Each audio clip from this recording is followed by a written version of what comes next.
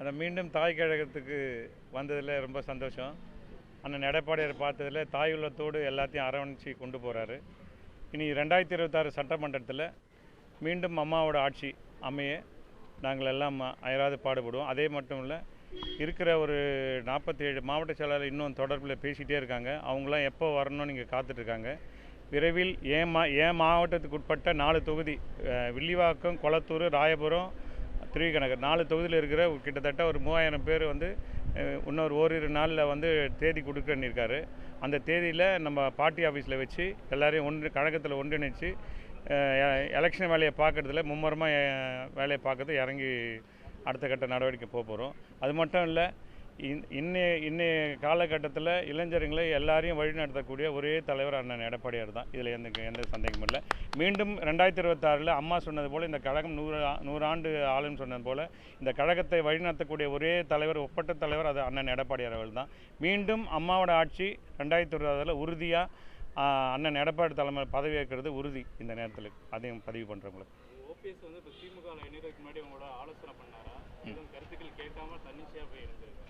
இல்லை, இப்போ நம்ம அது உள்ளே போனோம்னா இவ்வளோ காலம் அவர் கூட இருந்தேன். பட் அவரை நான் குறை சொன்னேன்னாக்கா நான் அங்கே பொய்யா இருந்த மாதிரி அர்த்தம். இது வரைக்கும் நான் அவரோட பயணித்தேன். பட் அவரோட கொள்கையில் மாறுறப்ப எனக்கு கொள்கையில் உடன்பாடு இல்லை. என்றைக்கு நம்ம எங்களுக்கு எல்லாம் சொல்லி வளர்த்தது அம்மா இல்லைன்னா தீய சக்தி கருணாநிதி இப்படி சொல்லி தான் வளர்த்தாங்க என்ன. அதனால் அந்த அம்மா படத்தையும் என்னால் மாற்ற முடியாது, இந்த கரைவேட்டியை மாற்ற முடியாதுன்றத ஒரு 10 நாளுக்கு முன்னே ஆர்குமெண்ட் ஆச்சு.